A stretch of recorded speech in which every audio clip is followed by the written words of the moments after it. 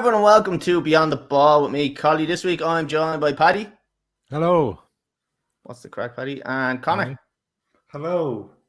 Have both of your balls dropped again since last night? Oh, what a day. What a day. What a day. That was we unreal, had a moment in that copy. Yeah, it was nice, yeah. There's a little video that's going around now. Two weird faces. Share for the people that don't know. What did you do yesterday?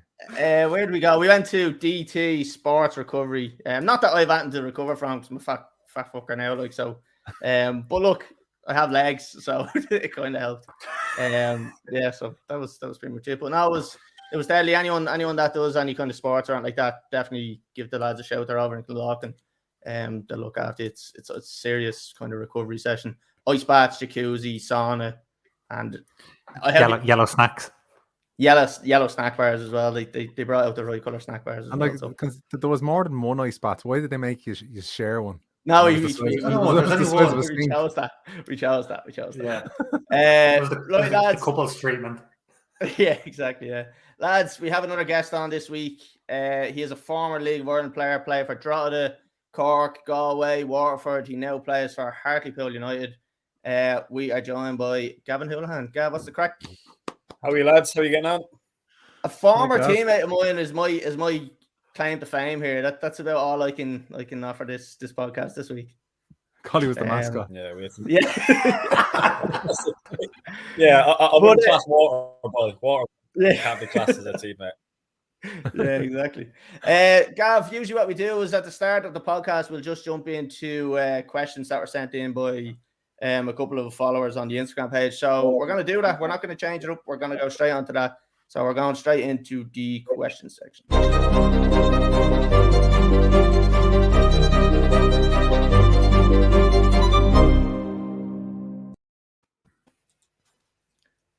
Now, I say it every week as well, top-notch quality production. What do you think?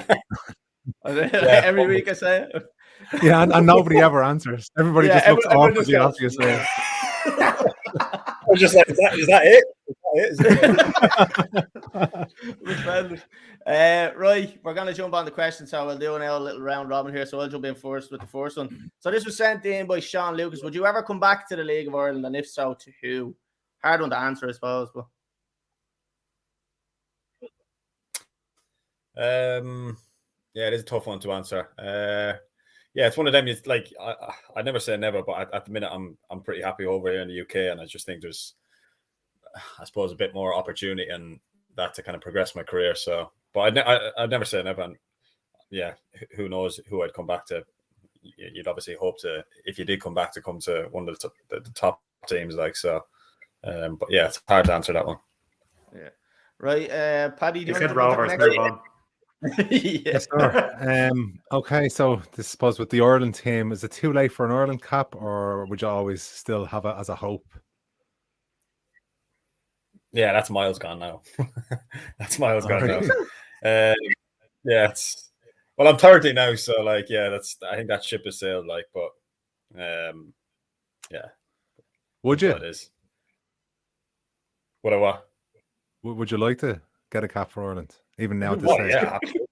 Oh yeah, that was always a dream of mine. Yeah, always a dream of mine, but just unfortunately, the career didn't obviously plan out as probably, I suppose, I would have hoped. But look, that's the same with hundreds of players. Like, but yeah, no, I always would have been something that I would have loved to have done. But yeah, that might be maybe beyond me now at this stage. You did get caps so at a younger age, didn't you? Yeah, I got caps with under 17s and 19s. Yeah. So I got a few caps when I was younger, but yeah, never just for the senior team. Yeah. Right. We'll move on to the next one. Conor, do you want to jump on this one? Excluding yourself, obviously. Who's the best player you're playing with at the moment? Oh, I've got some good players. You get stick now. Let's be honest. Nobody is going to listen to this that you're playing with, so you might as well just go and spill the beer. Yeah, safe. Yeah. I would probably say our captain Nicky Fev is a really good player. Nicky Featherstone is his name. We've got another kid, Luke Molyneux. He's like a winger type. He'll have a proper good career in the game. Like, and then we've got we've got a more experienced lad, Gary Little. Like, he's had a good career over here. He's played League One, League Two most of his career, but yeah, he's played for a few clubs like Bradford, Carlisle, and stuff like that. He's played over, I think he's creeping up to like 700 league appearances. So he's quality, yeah. About 200 clubs. Yeah. 10 per club. Right, well, we'll jump on. So we had another one that's not really a question. It was just Hartlepool in 1987 signed the deal and stay. So that's just someone voicing their desire for you to stay at the club. So no deal. Yeah, well, what's the deal? Yeah, we have a question that we ask every guest. So we'll ask you. You'll be no different. If your house was on fire and you had to run in and grab 2 things from your career, what would they be?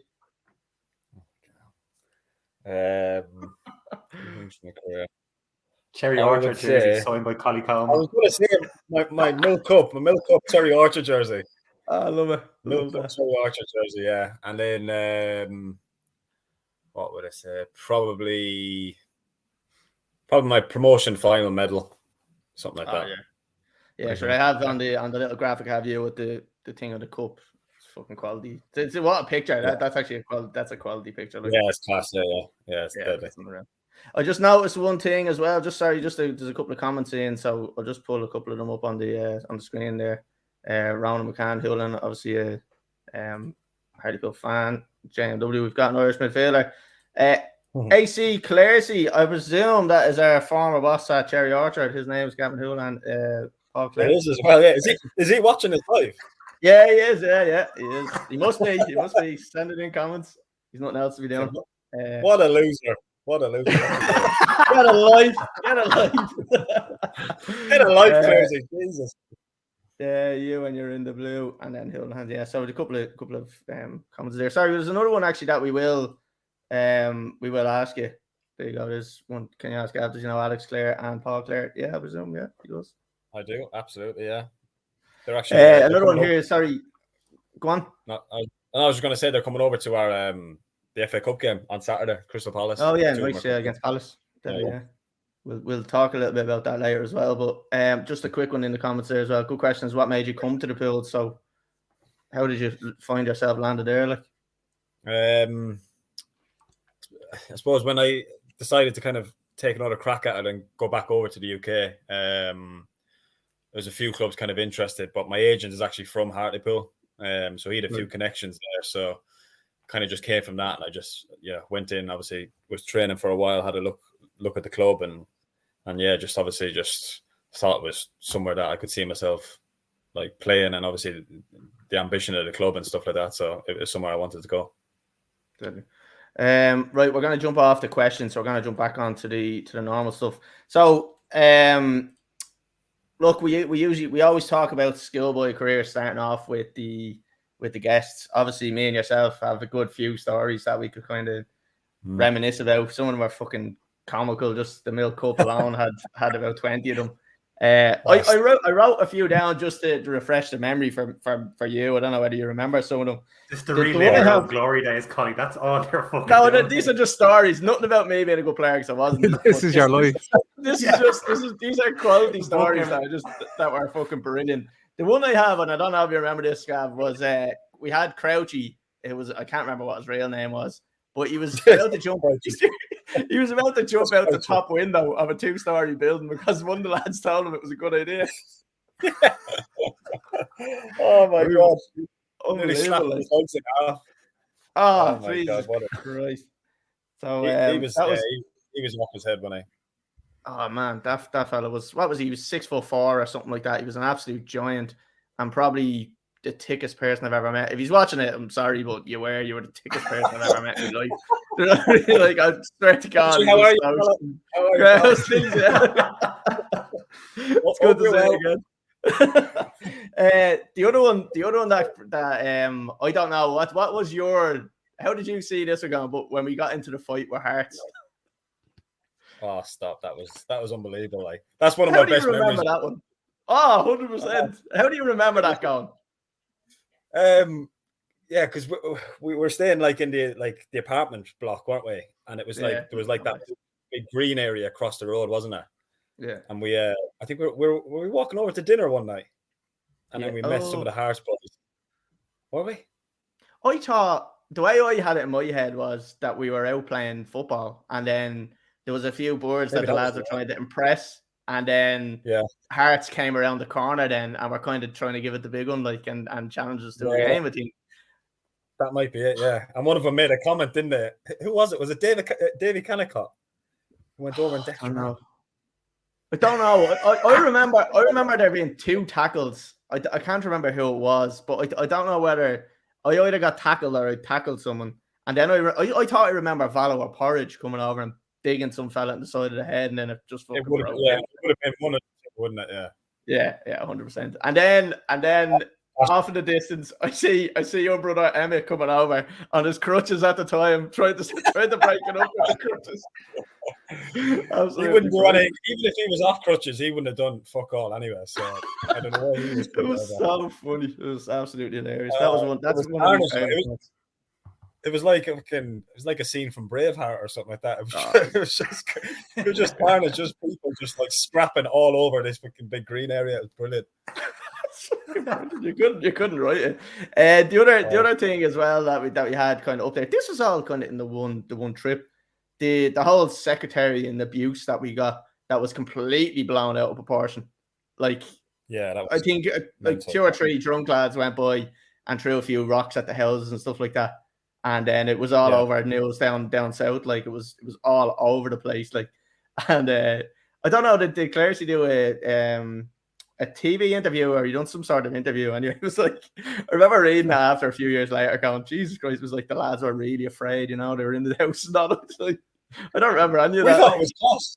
We thought it was unreal. We were like, this is unreal. Like, that was blown out of proportion massively. Like, big massively. time. But I do remember that. Yeah, pretty mental. That one was a bit weird. The other one I have, so I'm going to jump away from the milk cup just for a sec. Do you remember going to the nightclub in Spain? Now, if Clarity is still watching this, this is probably one of his worst memories he'll ever have, because what happened that night was absolute madness. To this day, right? Honestly, to this day, I'm 30 years of age now. That is the drunkest I've ever been in my life. Like I've never been that drunk in my life before. And we were all only 16. 16, because 16 was the legal age to drink over in Spain, so we all got into just can't do this. What happened? What happened? That's what happened. It was just absolute, like, it was absolute mayhem, wasn't it? Yeah, so we were at that tournament in Barcelona, weren't we? And we didn't have a game for a couple of days or something. Or no, maybe it was like we'd finished the tournament, and we said to Clearsy that, like, the gaffer. Yeah, we said to Clearsy, we were like, can we go out for a few pints or whatever? And he was just like, right, you can go for a few pints, but only a few. You need to be back by, I don't know, what was it, 10 o'clock or whatever. Oh, yeah. And you want to see the state of some of us, like, literally being dragged home from it at like about 4 a.m, wasn't it? Like, literally being at 16, like, everyone just spewing up all over the place. Like, at 16, you can't handle your drink anyway. Absolutely brilliant. I remember him I think he had to put his fingers down one of the lads' throats because he was so drunk, like, and he was so afraid of him, like, swallowing his own sick. I'm nearly 100% sure he had to stick his finger down someone's throat to make them get sick. Yeah, he did, because you not remember the next morning. Then we had a massive big meeting with the secretary and all that, like all the head honchos at Cherry Orchard and stuff, like. And Clearsy was making this big speech, and he was bawling his eyes out, crying. He was like, I had to have me on your throat to save your life and all this. Was his fingers? It was absolutely sorry. Kelly was absolutely twisted. Like, it was so fucking funny. That was. Kelly was he's absolutely hammered him. But yeah, that was Jesus, we got some shit for that. Like, that tournament itself was a fucking shambles, wasn't it? When you think back about it. Oh, it was corrupt as fuck, wasn't it? Oh, you want to see what happened, lads? It was like the referee. Wasn't there a penalty shootout? Am I right in saying that? Was there a penalty shootout that we had and we had scored or something like that? And they said that the keeper, Jer, I think it was Jer in goal at the time, and he He saved the penalty, and then I think I was supposed to hit the last penalty, and then it got retaken, and they scored it, and they ended up going through. Yeah, that was right. Yeah, and it was absolute mayhem then, like, wasn't it? Remember my mum was on the pitch then, like, thinking that she could speak Spanish, like, she's like, bastardo. Absolutely. I was like, oh, fucking hell, man, got off the pitch. Fucking classic. I was like, but that was an absolute shambolic tournament. Another one I want to cash. I remember back to. I don't even remember this one, but you remember we went down the country, and played in the cup, and we had that ref. I think it was in Derry or something like that. Was it?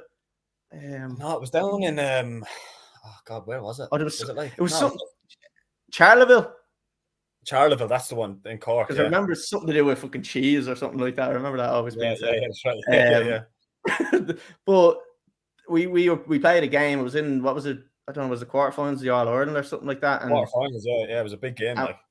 And the whole town of Charleville was out to watch, and I think Nataro had been sent off. I had been sent off. I think Ian Johnson had been sent off, but someone didn't leave the pitch even, and he played on.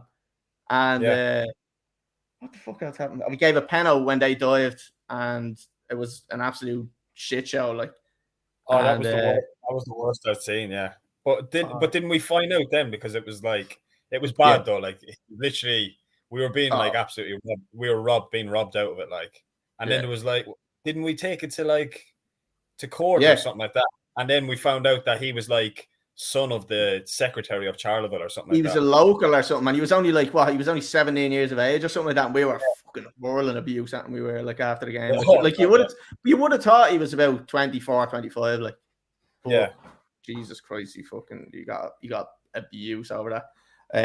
They're just some of the funny things I had wrote down. The other thing that doesn't bring a great memory back is the cup final against Crumlin. That was one of the hardest ones I thought as kind of a player of a Cherry Orchard. That was heartbreaking, that one was. Yeah, that still stings to this day. It does, doesn't it? Like, even do you remember Kellyer's goal in that one? And we have it on video. What a shot! I got that on the video. That's fucking brilliant. Every year that pops up on me Facebook. We get what score was the final? How did it finish up? 2-1. Andy Boyle scored in literally the last kick of extra time. Boyle killed us, yeah. I scored a header, and then do you remember I scored the exact same goal, and one of the Crumlin players had pushed their defender into the goalkeeper, and they gave a free out after it scored the second one to make it 2-1. And then they Andy Boyle literally scored the last kick of the game. We ended up losing. Good.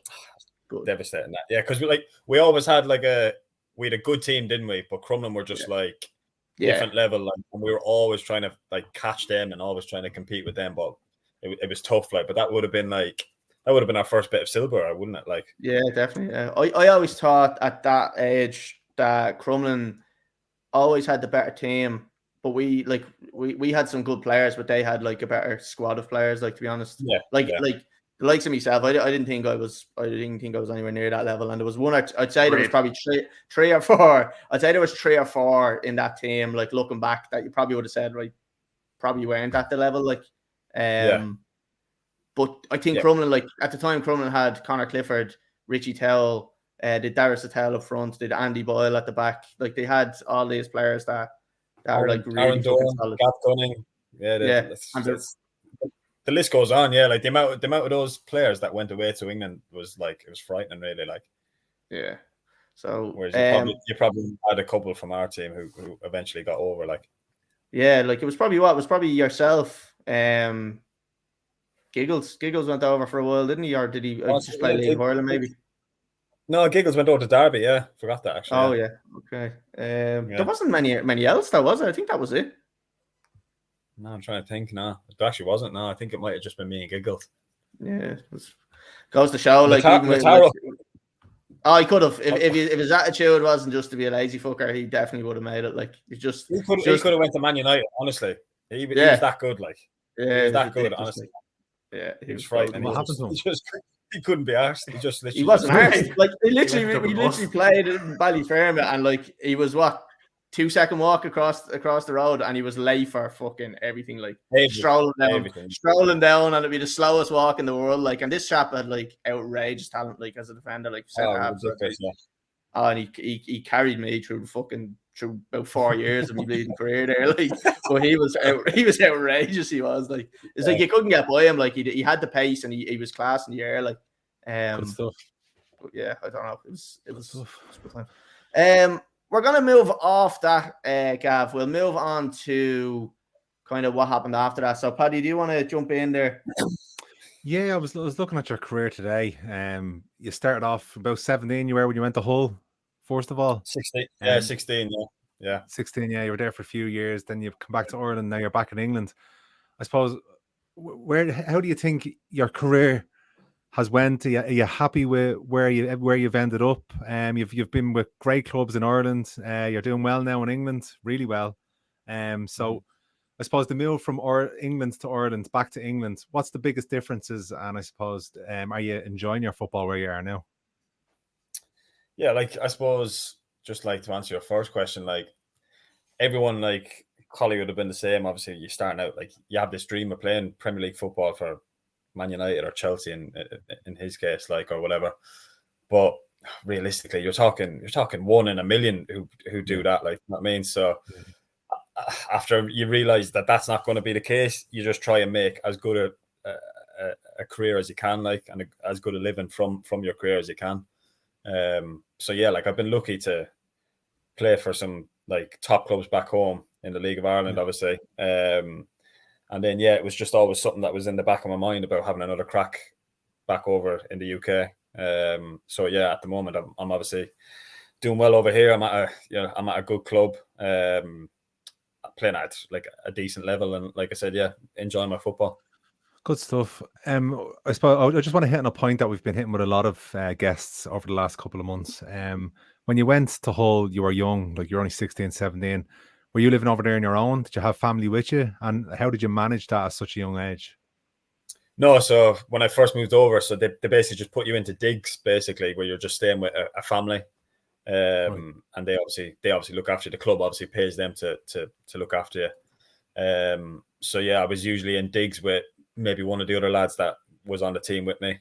I stayed with a fella from Belfast for 2 years, like, so the two of us were pretty close, like, so that made it easier, I suppose, like when you're living with somebody else who's in kind of the same boat as you, having moved across like across the water and stuff like that. So but yeah, I suppose like when you move across at that age, at 16, even though you are being looked after by a family, you do have to, I suppose, grow up a bit quicker than you would if you were at home and just arsing about back home. Do you know what I mean?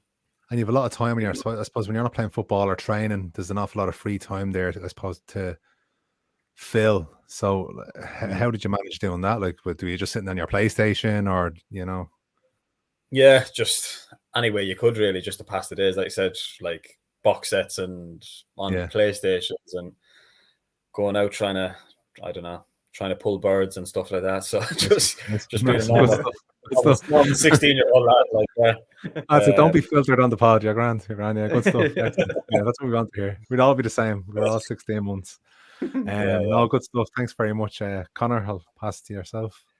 Yeah, I've got one big question. Obviously, we're playing with Hartlepool. There's one member of the media who everyone wants to know. One, have you met Jeff Stelling? And two, if you have, what's he like? Yeah. Like we all know Jeff pretty well. He's always comes to a lot of the games and stuff, and so we've met him on a number of occasions. Like he's a top man. Like he's sound. He really is. Like, and he's a massive fan. Obviously he's born and raised in Hartlepool. Like, so he's a massive fan. So he's been a massive supporter of us and obviously me personally over the years. Sweet. And one thing that Paddy mentioned there as well about that transition from England back to Ireland at such a young age, like when you came back over, how did you get yourself back into that routine and that habit to force a move back across the water? We've seen so many people come back at a young age. I know so many people have come back at a young age and either gave up, didn't have the heart to go back into it, just couldn't get the dedication back to go back across. Did you have to think about it yourself? Did you give yourself time to assess if you wanted to go back? Like, what was your mindset when you came back to Ireland?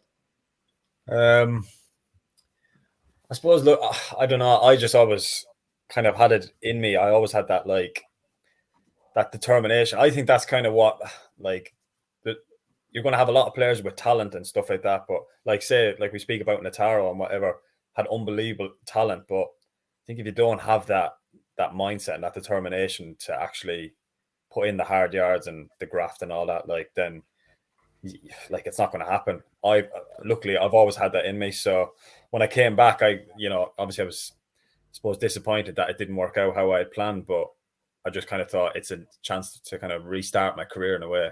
And then always kind of fancied myself to have another crack at it and get back across the water, because I had obviously sacrificed so much for my career that I just felt like it would just be a waste if I just packed it in.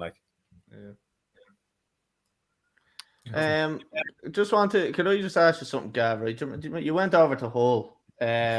What was it? Phil Brown that was in charge at the time, and were you kind of I know what were you there for 4 years? Were you floating in and around the first team, or what way was that working out for you?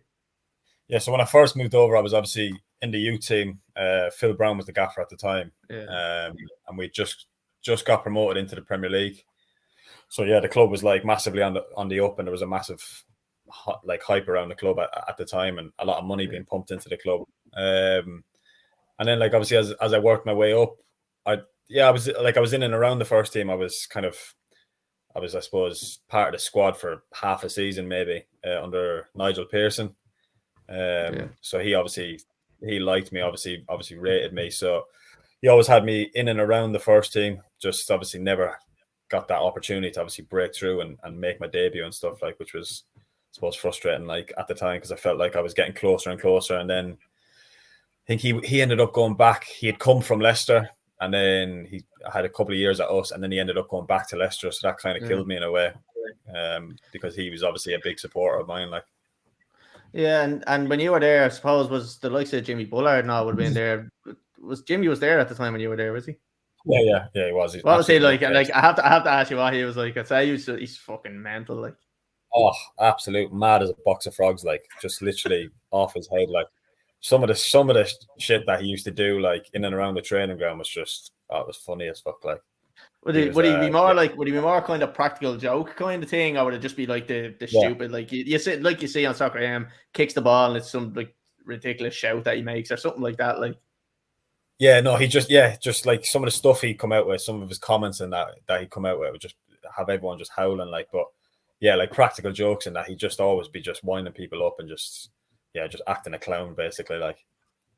Yeah, it's mad actually when you think about what he's done from just being a footballer to coming out and doing everything after with TV and stuff like that. Is that something that you would plan on doing in the future? Or what, do you have a plan then after, do you? Sorry, Paddy, I know Paddy asked me, was saying that he's going to ask you this earlier. I'm just stealing your question because I've just been led on to this one, Paddy. Sorry. Yeah, obviously I don't feel like I have enough high of a status to maybe take over Soccer AM or anything but it is beyond the ball. Start from the bottom. It would be something I'd be interested to get into, the kind of media side of it. Seems to be kind of the way most footballers go. They either go the coaching route or they go maybe into the media side of it. I'd probably be one that would kind of favor maybe the media side of it, because coaching is just I feel like it's football in itself. As a player, it's dog eat dog, and I think when you go into coaching, it's even worse. It's cutthroat. You literally, there's no security. No, you could be out of a job in 6 months, out of nowhere. So it doesn't really interest me. Paddy, we were talking earlier about the I suppose the initiative or whatever it's called that Crystal Palace are doing now. Where is it an aftercare for players that are coming out of football, or is it? Yeah, I think it's just about player welfare, because touching back on the question I asked earlier about, as a young lad, how you looked after yourself outside of when you're with the club, because we've heard a lot of stories about, people turning to the drink or gambling or whatever, because they haven't had being grounded with maybe a family life, they've been brought away from their home and stuff like that. So Crystal Palace now have coming out, and they're one of the first English clubs to actually say that they're setting up a support structure for all footballers for not only when they're in the club, but when they finish with the club, to send them, say, maybe do college courses and stuff like that. Do you think that's something that's good that should be in the modern game at every club for players? Absolutely. It's long overdue that, like, it should have happened 10, 15 years ago, like, I think, anyway. I seen that there last week, and I just thought, like, it's unbelievable. Like, stuff like that should have been in place for years, because it is the case. Like, you have players getting released. It was similar for me. It was just like, right, you're on your own now. Like, do you know what I mean? It's basically just kind of sort yourself out. And but yeah, no, I think it is important, because, like, when players, especially players leaving school at a young age and stuff like that, they're basically putting all their eggs in one basket into football. And then if it doesn't work out, then they're kind of up shit creek. Like, so I think it is important to have that structure in place, that they can get into other things if they can't obviously kind of pave a way for themselves, like, in football. No, absolutely. I suppose staying with the latter part of your career, there's a player playing for United called Ronaldo. He's 37 now, saying he's going to play into his 40s. How many more seasons do you think you have in the legs? God, I hope I look like Ronaldo at 37, like, but you don't look like about 30, so I don't think you have a chance. he's a freak of nature, though. No, but look, I'm one of them. I've always kept myself in decent shape and decent condition, and looked after myself. So if I keep doing that, I've never had any, touch wood, any serious injuries or anything like that. Yeah. So doing that, I can play it till I'm. So that's, I suppose, feeds into my next question. How do you look after yourself at this? Because you know you're coming now to the latter stages of your footballing career. Saying that like 30 is old. I'm like, I'm fucking offended. 30 is Brian. I'm 40 on Saturday, and I'm talking like this. The funniest bit is Gav saying he was keeping himself in Nick, and then looking at Collie in the fucking ice bath last night. Both saying the same thing. Like a whale getting in an ice bath. There was embarrassing. You feel good, and for preparation wise, do you change how you prepare for games and you train than you would have in your mid-20s, or are you still the same? No, I suppose you can get away with stuff when you're younger, do you know what I mean? Whereas you can't be naive to think that you'll still get away with that when you get into your 30s and stuff like that. So you have to start looking after your body a bit more. Like I said, I've always had a good diet and stuff like that. I've never been one to, like, kind of let myself go or anything like that. I've always kept myself in decent condition. Like, so I suppose if you have that routine for so long, it's easy to maintain that. So I think it's important. Yeah, you need to look after your diet and all kind of like yoga, stuff like that. Like, I do a bit of yoga and all that kind of stuff, like, just to keep the body kind of, like, so it doesn't stiffen up, basically. Like, no, some Geese was saying he got into his 40s because of Pilates and yoga and stuff like that, you know, really extended his career. Yeah, it's massive now, to be fair, in football. I think pretty much everyone's having a go at it, like, because it obviously clearly does help. If it worked for him, it'll work for us, like. Absolutely. I'm sorry to brighten it up a little bit, just before I go to Conor. You're playing a big game this weekend. Who are you looking forward to coming up against? Not Zaha, anyway. Not fancy chasing him back. Look, it'd be good. Obviously, they're established Premier League team, so it'll be He's feeling confident going into it. Yeah, it's one of them. Like, you've literally nothing to lose. Like, you just go into the game, enjoy it. Yeah. Look, obviously, we're massive underdogs, like, so, but funnier things have happened in football. There's no pressure on us, all the pressure's on them, so you just have to go and just try and express yourself. I'll be cheering you on. I'm a United supporter, and that Vieira fella annoys me, so yeah, I'll definitely be cheering you on. I'm going to nut him in the tunnel. Yeah. I was going to give him the Gary Neville handshake, you know, the squeeze of the hand. Conor, jump onto you there for a bit. Yeah, I suppose looking back on to when you joined Hull and when you made that move across, and as you mentioned, you couldn't be on the fringe. Like, was there any player who took you under their wing, for instance, who was a big idol for you, who looked after you when you were coming up, kind of maybe from the youth setup and like touching on to the first team? Well, to be fair, Hull, like, I was lucky at the time because there was a massive Irish contingent there at the time. Like, we had like to say Robbie Brady, who I would have played with in the Irish setup when I was younger. So I knew Robbie, Paul McShane, obviously Kevin Kilban, Irish legend. Like, so he actually turned out to be, once he obviously packed it in and he retired, he ended up being my reserve team manager. So he was massive for me. So Killer was massive for me, and Nick Barmby as well. He was very good for me as well. So players like that, like obviously massive experience, who had great careers in the game, like just obviously learning from them and watching how they handle themselves like on and off the pitch was a massive like learning curve. Yeah. Did you get put on boot cleaning duty? It was never like mandatory, but it was just like, as a respect thing, you'd offer to clean one of the pro, like the senior pros boots and whatever, and he might throw you a few quid, like, but it was never like did you clean them? How much did he give you? That's all. I'm not down the rabbit hole. I used to go for whoever was on the most money at the club, just to name. Yeah. Who would have been on? To be fair, Bullard would have been on some decent cash, so he was a good one to go to. Yeah. So would it be like a race between like the younger players of go in and nail somebody and get the boots off them as quick as you could, or? Pretty much, yeah. It was pretty much, first come, first serve, basically. Like the fucking Hunger Games trying to get a pair of boots. Taking people out. But I mean, what was the going rate for cleaning boots from a senior player? And it might throw you like 50 quid or something like that. It was, if you like, exactly, for a young lad. Like. Yeah, no, for a young lad, that's massive, like, yeah. So, Did you ever fuck up the boot cleaning duty? Clean the inside, get the inside of the boot wet. Oh, nothing worse. No, like did you miss a bit? Did you miss a bit, or did you cover it with black oil when the boots are red? Or no. We did. To be fair, we didn't have many of the players who would have like the polish and all that on their boots. It was just basically just cleaning them and get all the muck and the stuff off them. Like that was basically. Yeah, no one was cleaning Giovanni's boots anyway. Yeah, Giovanni, yeah, Jesus.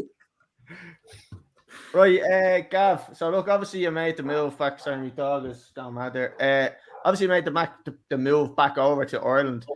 How was your time? And I know like you kind of touched on it a little bit earlier, but was it a thing like who was it we were talking to before? Was it Paul Byrne? I think who played for Celtic before. He was saying that like when you make that move back over, it's kind of a thing where you, in your own mind, you're thinking, people are thinking about me, right? I haven't made it.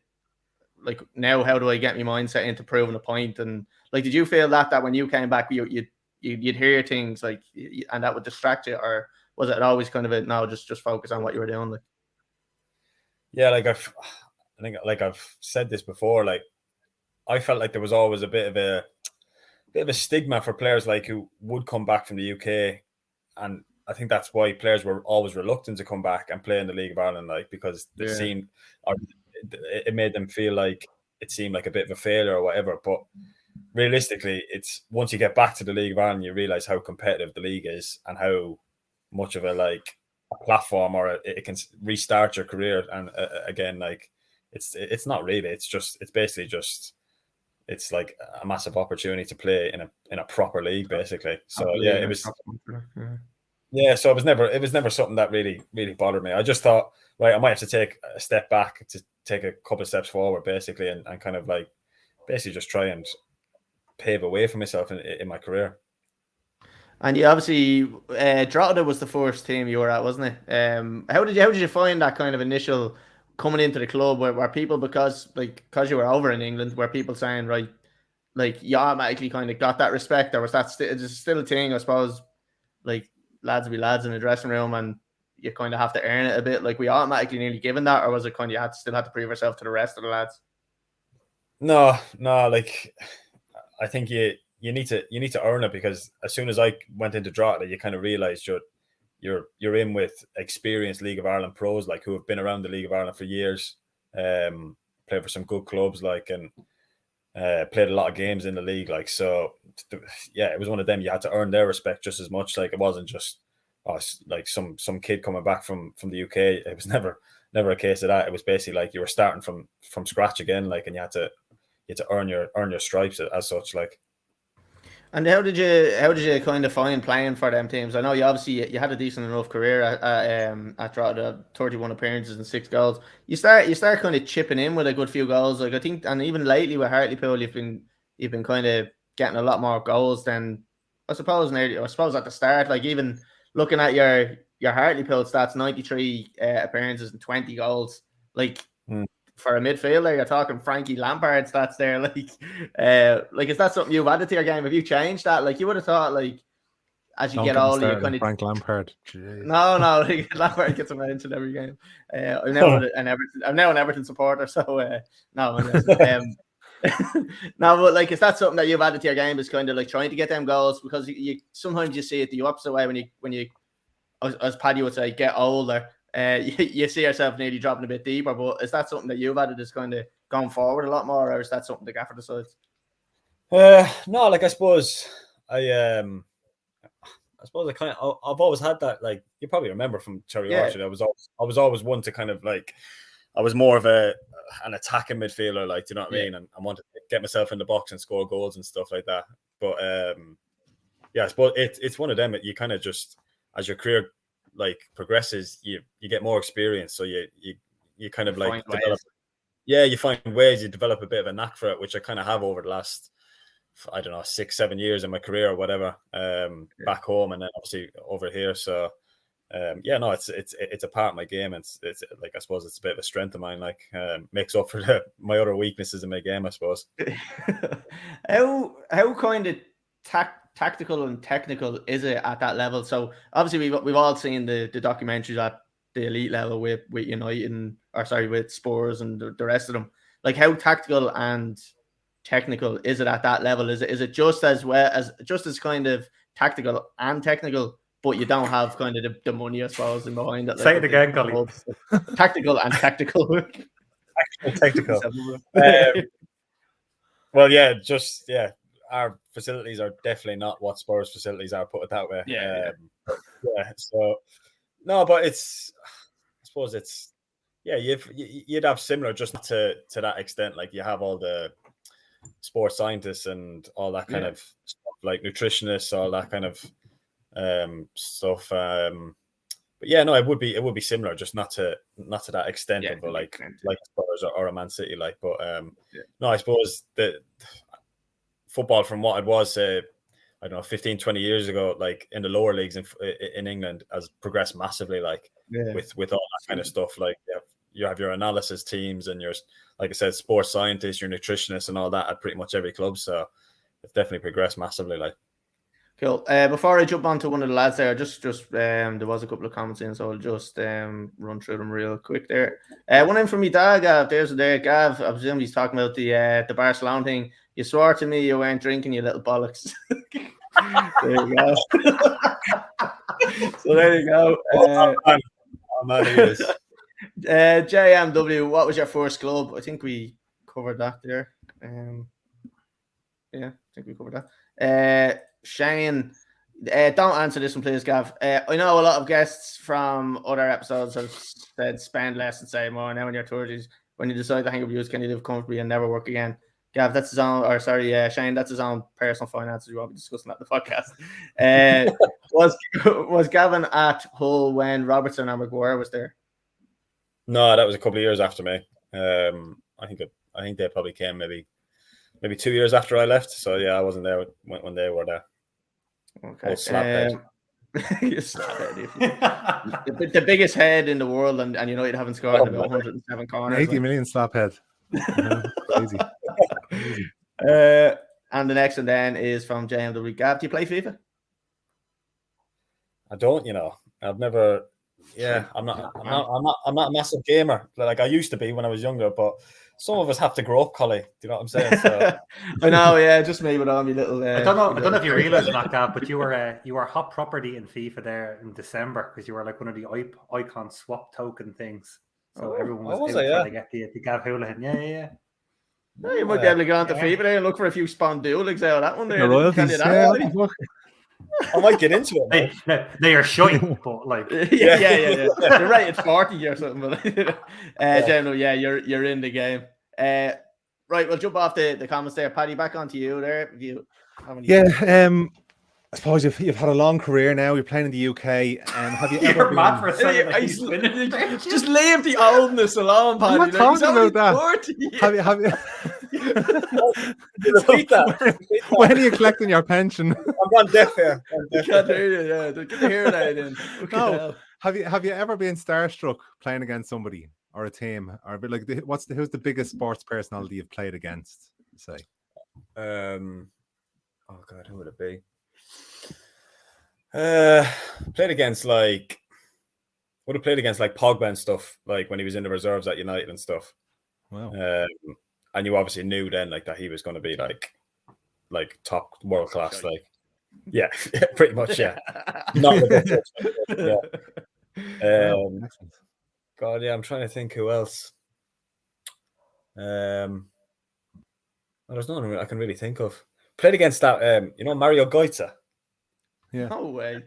He scored World Cup final winning goal. Name drop. Mario Goetze. Yeah. Oh yeah, I think we do. Yeah. Mario will be on the podcast next week. Yeah, brilliant. How did you play against him? The Irish team under 17s. He was with Germany, yeah. Jesus. And who's the hardest player you've ever played against? Your toughest game? Toughest game. I used to hate playing against, actually. Chris Shields. Oh my God. He was a nightmare to play against. I know you wouldn't expect that, but honestly, I used to hate playing against him. Shields, I used to say to him all the time, he was just like, he was a rash, like he was all over you, and he was quick and strong. He was a nightmare to play against. I'm sorry, maybe. So, sorry, I just want to ask, so is it Conor Gallagher you might be playing against now on Saturday? Yeah. No, I will not get his shirt for you. Oh, I took it out. Begging. Yeah. Paddy, sorry, I had to jump in. No, you're all right. Go ahead, Conor. I suppose for me, it's like obviously you mentioned about like the big moment in your career, the promotion medal. I'm not going to mention the Milk Cup with Cherry Orchard again. Set him off. Yeah. What's the two questions I have is what's the biggest goal you've ever scored? So like the most important, maybe the one that meant the most to you across your whole career, and then the best goal you've ever scored just from the walk through the goal for me. Biggest goal I've ever scored. Trying to think now. You put me on the spot. I can't even think of half my goals. Too many. That's not a bad complaint. Yeah. Yeah. Too many of them, yeah. No, I scored a couple of... You what? Sorry, did you get goal of the season? Or sorry, goal of the month or something there about a month or two ago? Oh, yeah. Yeah, I did to be fair, yeah. That was Yeah, it has to be up there. That was all right, I suppose. Overhead. I actually have the trophy here, actually. The camera just zooms across. Yeah, no, that was probably one of my better goals. Yeah, but yeah, no, I scored a few big goals last year. Obviously, like with the promotion. Yeah, like kind of like coming towards like some of the big games at the end of the season that obviously were massive wins. So I scored a couple of big goals in them. Yeah. The best goal. Best goal, probably. I'd say probably that one I scored maybe the start of the season. That's probably one of my better goals against Carlisle. It's like a chest and volley. Chest and volley. How far out are we talking? 25, 30 yards. Collie probably know better. He's probably saying it. Well, look, I've scored many of them myself. Five aside in the spa. Well, yeah, on FIFA. Collie, do you remember my goal from the halfway line? Oh my God, that was outrageous. Oh, that's the best goal I've ever scored. That's the best. Yeah, goal. Yeah. That was a screamer. That was. Who was it? Was when you scored that? Someone looked around in shock. I can't remember who it was. I don't know if was it Johnny Williams or something at the time. Yeah, it probably was. Yeah. But when you scored, someone turned around, they went like that, and they were like, it was like they didn't want you to have scored it, but they were like, "What the fuck is it to score that?" That'd have been Johnny Williams. Yeah, 100%. The last thing for me is there's a comment in there, Collie. You can just flash it up around I mean, there's loads. Obviously, the game of the weekend. This one? Yeah. Can we organise some kind of celebration if that actually does happen? Ooh. Go on then. What would you want me to do? What are we talking? I don't know. Do you have do you wear a vest underneath? Can we have a beyond the ball over the head? I'll take a jersey off. I actually don't know if I'm able to sponsor, promote any. Yeah. No. Okay, but a celebration. I don't know if you can think of one, colleague. What if you were to score and you run into that, you grab the ball, you hold the ball, and you go like that, and put your hand over it as if you're going beyond the ball. So you get the ball in your hand, you're running. This is the ball. You're after getting it out of the net. You run to the corner, and you just go. I was just thinking more like a Timmy Cahill punch the corner. He's not going to do that. He's not going to do that. No, Gavin, it doesn't have to be a last-minute winner. It can be a goal at any time, right? We'll take what we can get. Well, if I score on Saturday, I'll just be in the crowd. I'll just be straight. Yeah, exactly. Yeah. That's the last thing I think. Telling them to subscribe to Beyond the Ball. Yeah. Tell us what it's about. Actually, if you can have a word with Crystal Palace's media team and tell them I don't like them, because we were supposed to have someone on the podcast in 2 weeks' time, and they rang us and told us that they can't come on. Oh, really? Yeah. Yeah. Killian Phillips is supposed to come on. Or Kevin Phillips, as Paddy called him there the other day. He was supposed to come on. He's only after signing, and he'd agreed to come on and all. But he obviously, when he went over, he had to tell them what we had planned, and he obviously mentioned the podcast. And then they got an email, and then they rang me and were like, they're after refusing local media interviews. So if he jumped onto this, they'd go mad. So they were like, maybe we'll get him on next season. I was like, well, okay, that's weird. Right, yeah. So upend loads of fellas when you see them. Did I click that? Paddy, did I click that? Right? Sorry. Sorry, we've got something here there. 4,700 fans think we've got an Irish midfielder. That's what we're going to be getting, Gav. We usually do our quick fire questions, lads, but I think we've pretty much asked everything there, haven't we? Yeah, they weren't that quick, but we've asked them. Yeah, anyway, we went a long. Gav, that was brilliant. Thank you so much.